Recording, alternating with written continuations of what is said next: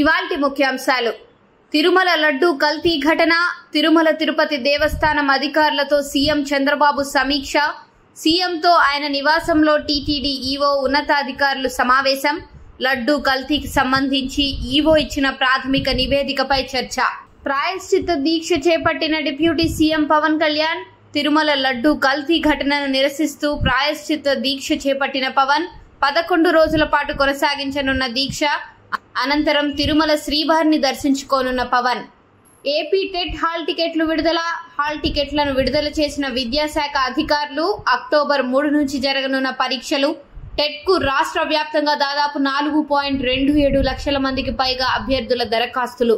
నేడు సీఎం రేవంత్ రెడ్డి అధ్యక్షతన సీఎల్పీ సమావేశం. సాయంత్రం 4 గంటలకు మాదాపూర్లోని ట్రిడెంట్ హోటల్లో భేటీ.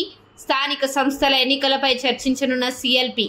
హైదరాబాద్ లో మళ్లీ హైడ్రా కూల్చివేతలు. కూకట్పల్లి నల్ల చెరువులోని ఆక్రమణలను కూల్చివేసిన హైడ్రా సిబ్బంది. చెరువు మొత్తం విస్తీర్ణం 27 ఎకరాలు కాగా దీనిలో ఎఫ్టీఎల్ బఫర్ జోన్ లో 7 ఎకరాల ఆక్రమణకు గురైందని నిర్ధారించిన అధికారులు.